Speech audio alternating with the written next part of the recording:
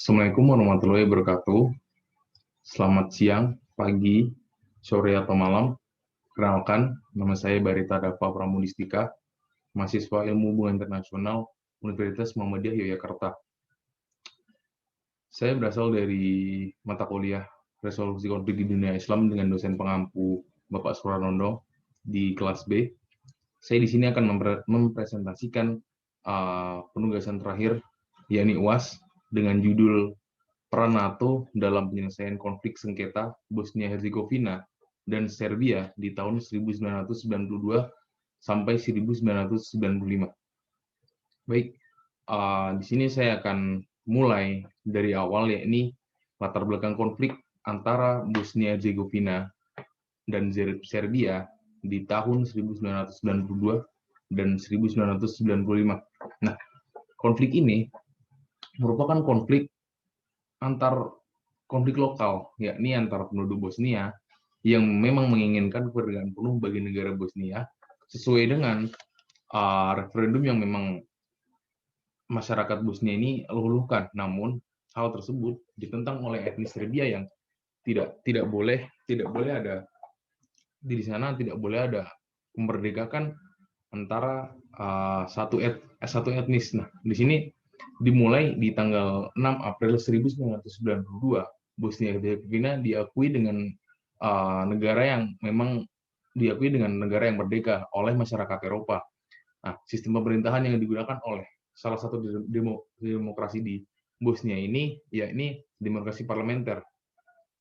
Ibu negaranya sekaligus kota pusat pemerintahan terletak di Sarajevo.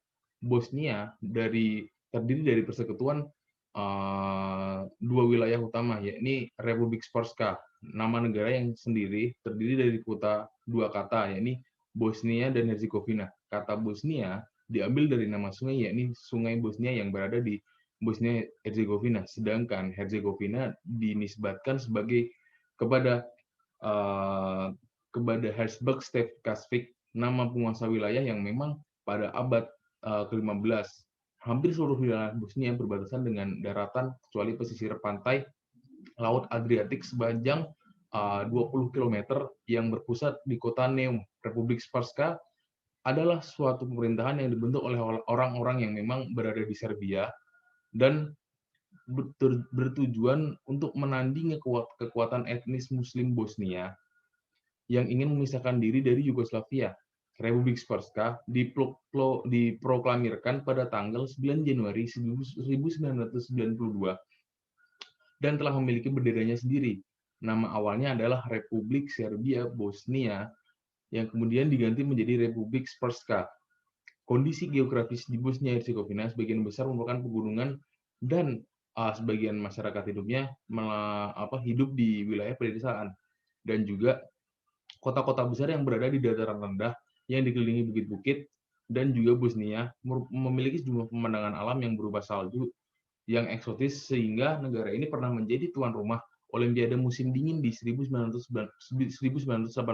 Nah, di sini Bosnia-Herzegovina terletak di tengah-tengah semenanjung Balkan, yakni sebelah tenggara Eropa. Posisinya tersebut memungkinkan Bosnia dihuni dengan bermacam-macam etnis, yakni terdapat 3 kelompok etnis, yakni etnis utama yang mendiami, yang pertama etnis Muslim Bosnia, yang kedua etnis Kroasia Bosnia, dan yang terakhir adalah etnis Serbia dan Bosnia. Konflik yang terjadi antara etnis Bosnia ini konflik yang terjadi antara etnis Bosnia dan etnis Serbia berawal dari keinginan masyarakat Bosnia yang memang memerdekakan diri yang sudah dikatakan di awal, yakni ingin memerdekakan dirinya secara penuh. Lantas, keinginan tersebut ditentang oleh pihak Serbia karena terdapat kecemburuan sosial antara dua etnis yang menghasilkan referendum yang memang telah dilakukan oleh masyarakat Bosnia sendiri, yakni etnis Serbia memiliki kecemburuan sosial terhadap masyarakat yang memang memiliki keinginan penuh referendum. Nah, di sini di latar belakang konflik ini memang muncul awalnya mungkin kecemburuan sosial daripada satu etnis dan etnis yang lain yang memang ingin memerdekakan dirinya sendiri tetapi tidak boleh dengan etnis yang lainnya karena terdapat 3 etnis yang menghuni di Bosnia pada tahun 1992. Ini lanjut di faktor faktor-faktor penyebab terjadinya konflik bersenjata di Bosnia Herzegovina. Nah, ini yang pertama, perbedaan agama dan etnis yang beragam di Bosnia dan Herzegovina. Nah, di sini Bosnia dan Herzegovina merupakan salah satu negara yang paling multi religius dan multi etnis karena tidak ada agama yang membentuk mayoritasnya secara mutlak. Nah, di sini negara tersebut merupakan negara yang memiliki etnis heterogeni yang memang didominasi oleh etnis Muslim Bosnia, lalu disusul oleh etnis Serbia. Nah, Bosnia Herzegovina juga disebut sebagai Timur bertemu Barat, yakni Kekaisaran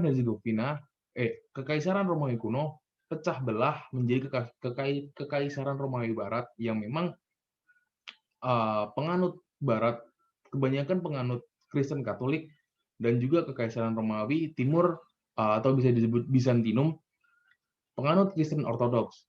Nah, perbedaan etnis menjadi faktor utama penyebabnya terjadinya konflik di sana. Nah, ada juga faktor lain, yakni faktor dendam masa lalu etnis Serbia dengan etnis Muslim Bosnia yang membantu Turki Utsmani dalam menguasai daerah di semenanjung Balkan. Nah, yang kedua, mangkatnya sosok Presiden Joseph Broz Tito. Nah, di sini Joseph Broz Tito adalah presiden pertama Republik Federal Sosialis Yugoslavia. Setelah meraih kekuasaan yang memang di Yugoslavia ini secara signifikan, Joseph Broz Tito mulai membangun kembali persaudaraan di negeri itu tetap di bawah bendera komunisme. Tapi oleh karena itu, dalam programnya Joseph Broz Tito dikenal dengan nama Unity in Brotherhood atau suatu doktrin yang memang pengembangan harmoninya dalam kehidupan antar etnis di bawah kepemimpinan satu partai dalam satu pemerintahan. Joseph Broz Tito berusaha membentuk pemerintahan pusat yang kuat atau bisa disebut sentralistik. Tetapi di setiap negara bagian diberikan kebebasan mengatur pemerintahannya sendiri. Hal ini bertujuan agar terciptanya keseimbangan kekuatan antara negara bagian. Dan selain masalah itu, pemasangan wilayah negara di Bosnia Herzegovina memiliki penduduk yang memang multi etnis dan juga memiliki penggabungan di beberapa bagian di negara wilayah di Bosnia Herzegovina. Akhirnya, Joseph Broz Tito menggunakan tangan besinya atau bisa disebut otoriternya untuk menghadapi karena terjadi beberapa penolakan dari berbagai etnis yang telah mendiami negara Yugoslavia. Nah, kebijakannya memang efektif, tetapi hanya berlaku untuk beberapa waktu saja. Setelah Joseph Broz Tito mangkat di bulan Mei tahun 1980, Yugoslavia menghadapi masalah baru, yakni perekonomian mereka yang turun drastis dan cukup serius sehingga mengakibatkan pelemahan di pemerintahan pusat. Nah, di sini yang ketiga, yakni kebijakan politik pemerintahan Yugoslavia yang dipimpin oleh Slobodan Milošević dan dianggap menguntungkan Serbia. Nah, di sini setelah 9 tahun mangkatnya Presiden pertama Yugoslavia, Joseph Broz Tito, Yugoslavia sekarang dipimpin oleh Slobodan Milošević. Yakni Slobodan Milošević terpilih sebagai presiden melalui sistem rotasi yang dicanangkan oleh negara bagian. Beliau seorang etnis Serbia dan juga artinya terbukalah etnis Serbia untuk mengupayakan perubahan dikarenakan rezim yang sudah dimangkatkan oleh Joseph Broz Tito sendiri merupakan Joseph Broz Tito ini selalu dikorbankan dengan kepentingan pusat dan kepentingan pemerintahan pusat Slobodan Milosevic mempunyai hasrat untuk mengubah Serbia menjadi Serbia Raya, yakni gerakan etnis Serbia untuk mempersatukan bangsa Slavia Selatan dalam satu negara meliputi Slovenia, Kroasia, Bosnia-Herzegovina, Montenegro, dan Macedonia, serta Serbia di bawah pimpinan Serbia. Langkah awal dari ambisi tersebut adalah membuat kebijakan penghapusan praktik rotasi presiden antar wakil negara, bagian dan menggantikannya dengan sistem pemilu presiden yang berkala nasional, yakni bisa diikuti oleh setiap individu. Selain itu juga memanfaatkan kewenangan sebagai presiden untuk melakukan verifikasi terhadap Serbia untuk menghapuskan status ekonomi provinsi di Kosovo dan Vojvodina. Hal tersebut adalah salah satu cara Slobodan Milosevic kembali menerapkan sistem sentralisme demokrasi demi mewujudkan ambisinya dalam membangun Serbia Raya. Namun, lagi-lagi keinginannya tersebut mendapat protes keras dari negara di beberapa bagian Yugoslavia yang menginginkan bentuk federasi Yugoslavia lebih longgar dan terlebih terdesentralisasi begitu. Dan juga dampaknya, yakni Yugoslavia mengalami disintegrasi pada tahun 1991. Nah, yang terakhir, letaknya yang sangat strategis dengan pabrik-pabrik industri dan sumber daya alam menjadi yang dimiliki oleh Bosnia dan Bosnia-Herzegovina. Bosnia-Herzegovina ketika memang masih masuk di negara bagian Yugoslavia merupakan salah satu kawasan yang vital karena berada di tengah-tengah kota Yugoslavia. Nah, sebelah utara berbatasan dengan Kroasia, di sebelah selatan berbatasan dengan Montenegro, di sebelah barat dengan berbatasan dengan Kroasia, dan sebelah timur berbatasan dengan Serbia. Tidak hanya memiliki letak yang sangat strategis, Bosnia terkenal juga memiliki sumber daya alam yang memang kaya di Bosnia dan Herzegovina. Tak lebih dari batu bara, nikel, mangan, dan selain itu, Bosnia juga memiliki pabrik-pabrik industri, terutama industri senjata yang memang berdiri di wilayah negaranya tersebut. Banyaknya pabrik-pabrik di wilayah Bosnia dan Herzegovina sendiri tidak terlepas daripada peran presiden pertama mereka Yugoslavia, yakni Josip Broz Tito, yang membangun banyak sekali pabrik di Yugoslavia karena di saat itu perang dingin terjadi dengan tujuan untuk mengantisipasi di saat negaranya Yugoslavia diinvasi oleh negara yang berada di blok timur, maka Josip Broz Tito memerintahkan pembangunan gudang senjata dalam jumlah besar di negara Bosnia dan Herzegovina.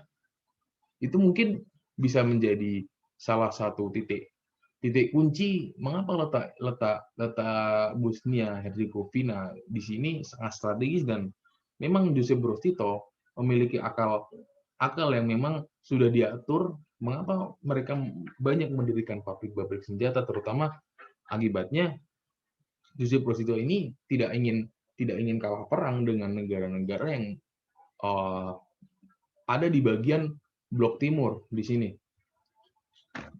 Lanjut, di konflik bersenjata antara Bosnia-Herzegovina dengan Serbia di tahun 1992 sampai 1995.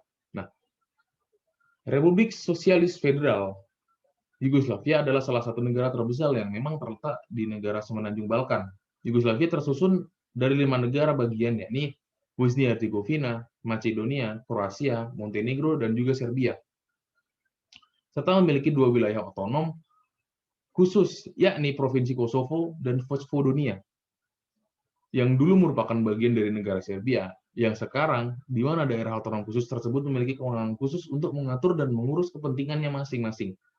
Seiring dengan runtuhnya paham komunisme dan munculnya paham nasionalisme di bagian Eropa Timur, yang terjadi di akhir tahun 1980 hingga awal 1990, Yugoslavia mengalami periode krisis yang sangat kuat di bidang politik dan ekonomi.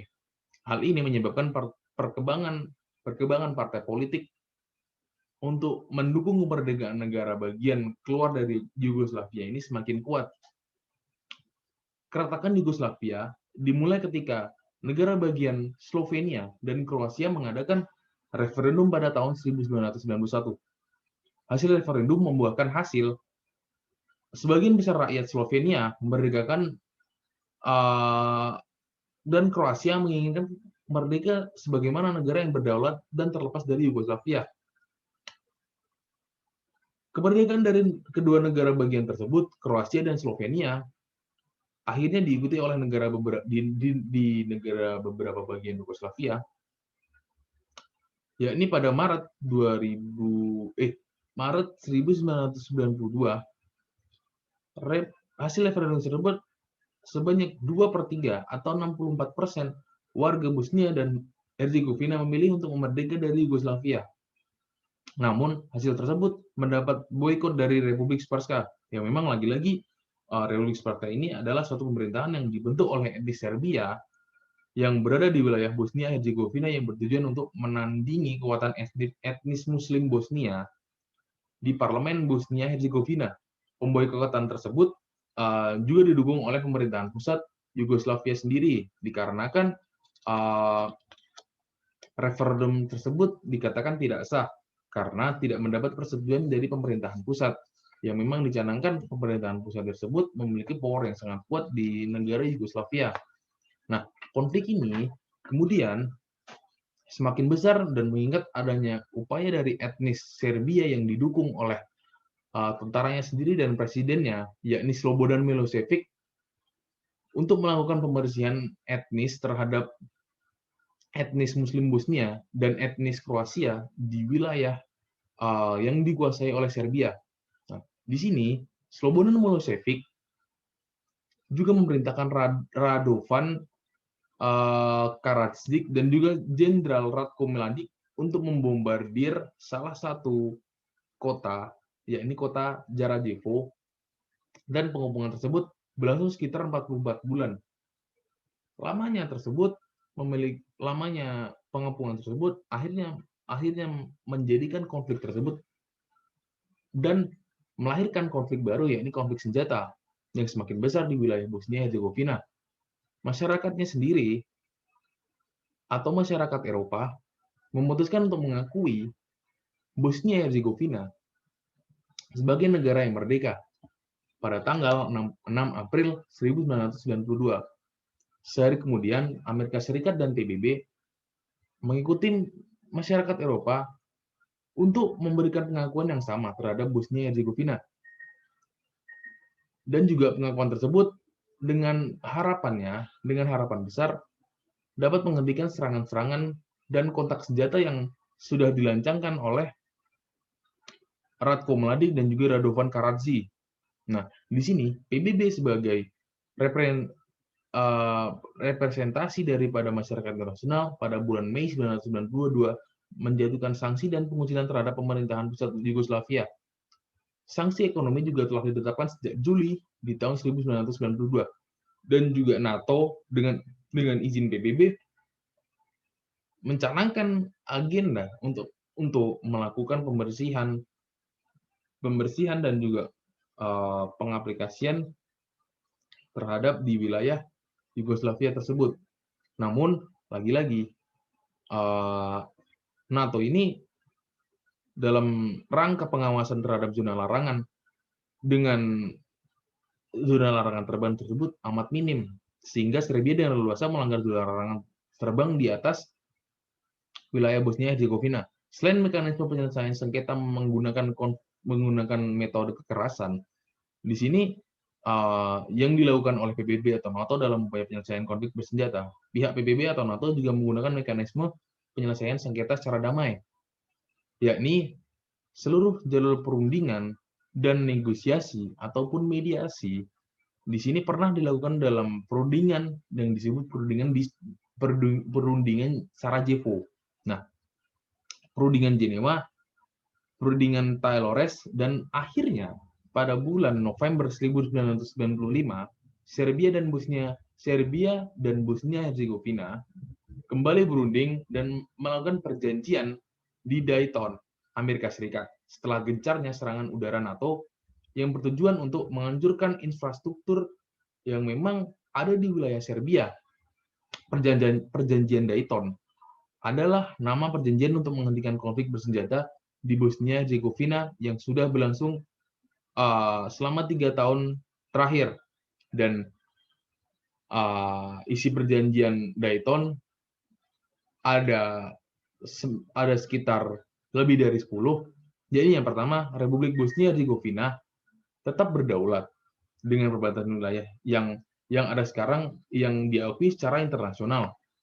Yang kedua, Republik Bosnia Herzegovina terdiri dari 2 negara bagian, yakni Federasi Muslim Bosnia yang menguasai 51% wilayah dan Republik Srpska yang menguasai 49%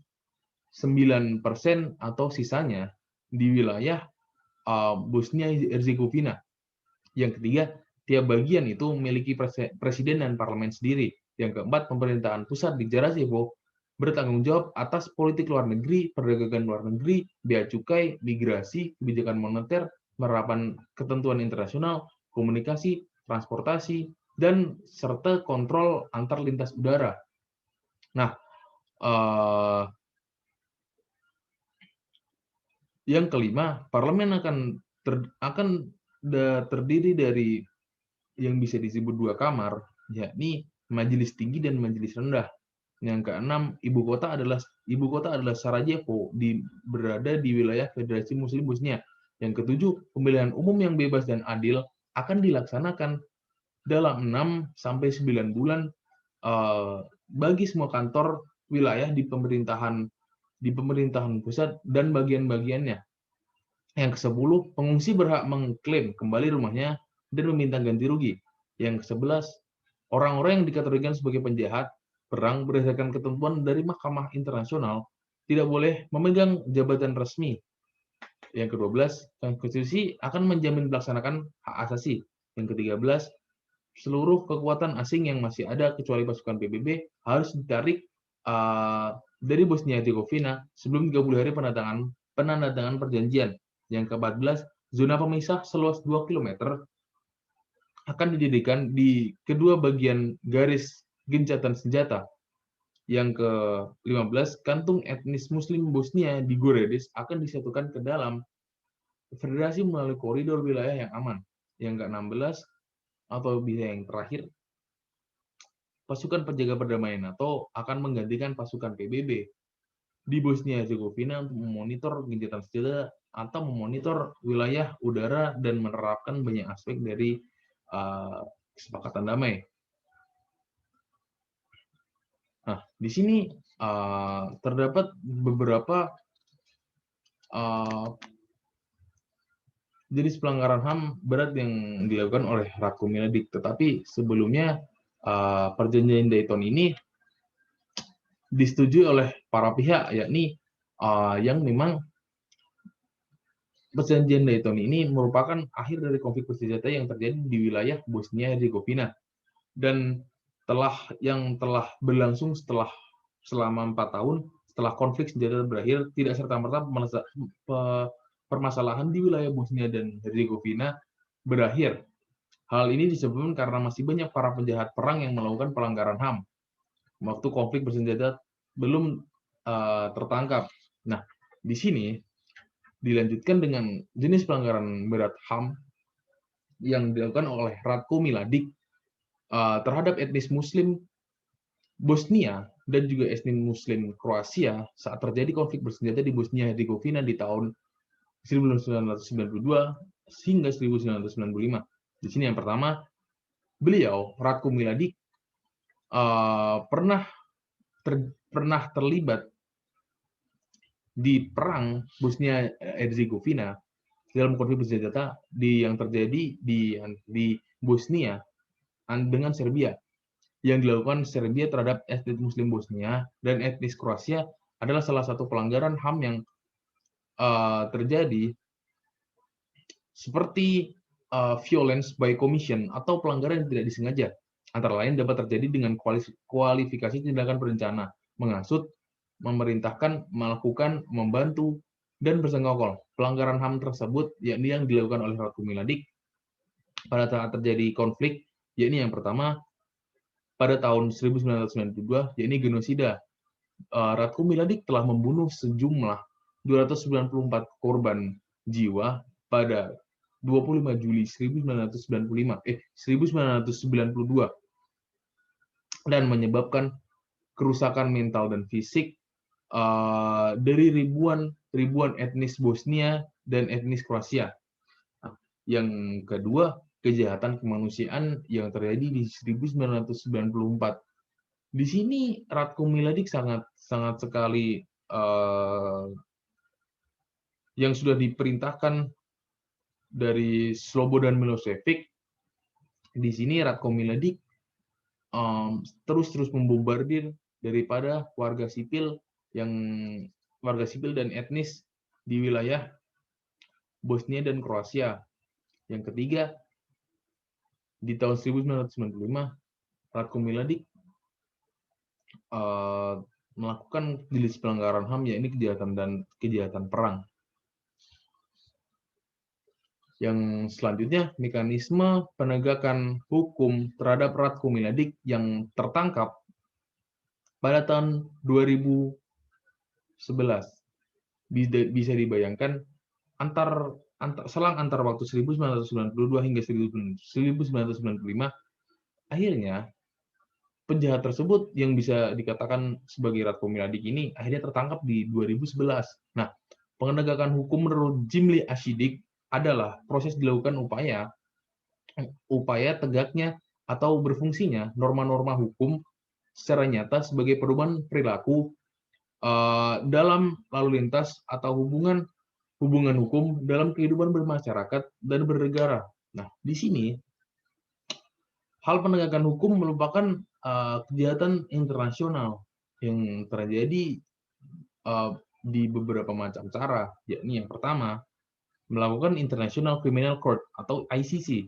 Nah, ICC tersebut didirikan berdasarkan status Roma di tahun 1998, tanggal 17 Juni 1998, dan berlaku efektif pada 1 Juli 2002 dan berkedudukan di Den Haag, Belanda. Jika dikaitkan dengan kasus Ratko Mladic yang telah melakukan banyak sekali pelanggaran HAM dan memakan banyak korban di wilayah Bosnia Herzegovina di kisaran waktu 1992 hingga 1995, memang dalam hal ini kejahatan Ratko Mladic termasuk dalam yurisdiksi ICC untuk mengadilinya.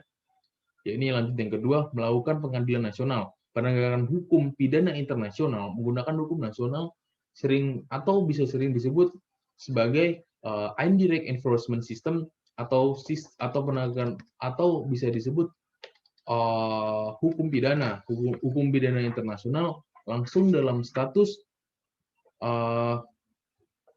ICTY atau penegakan hukum melalui hukum nasionalnya yang memang tidaklah dilarang dalam sistem hukum internasional. Yang terakhir, melakukan pengadilan ad hoc.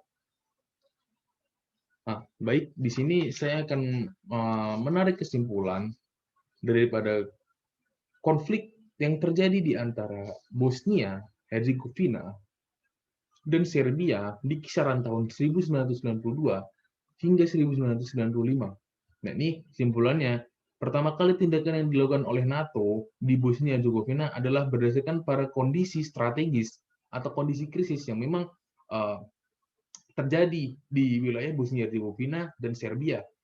Para pimpinan NATO membentuk implementation force atau bisa disebut I4 dan menempatkannya pada bulan Desember tahun 1995 untuk melaksanakan aspek-aspek militer dari perjanjian damai Daytona dan digantikan setahun kemudian oleh pimpinan NATO sebagai Stabilis Force atau pasukan stabilitas atau bisa disebut sebagai SVOR.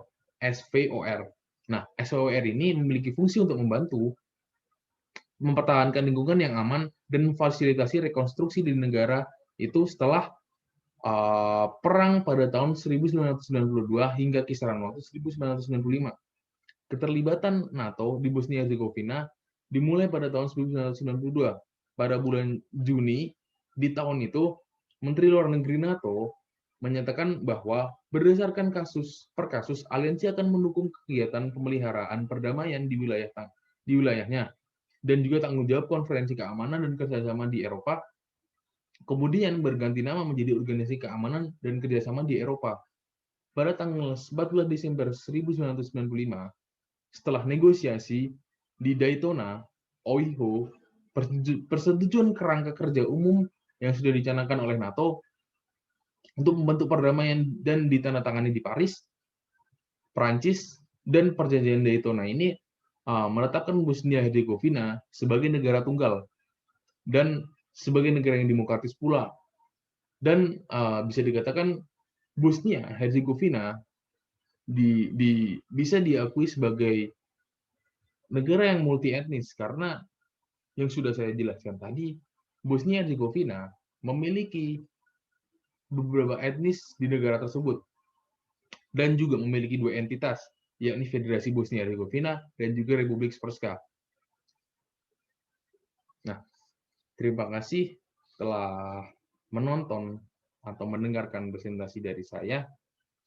Kurang lebihnya saya mohon maaf. Apabila ada yang ingin ditanyakan, bisa langsung email saya dan saya sudah mencanangkan email saya di sini. Sekian dan terima kasih. Tetap semangat, tetap jangan lupa memakai masker. Semoga kita selalu diberkati oleh Allah Subhanahu wa taala. Bila ada kurang lebihnya saya mohon maaf. Wassalamualaikum warahmatullahi wabarakatuh.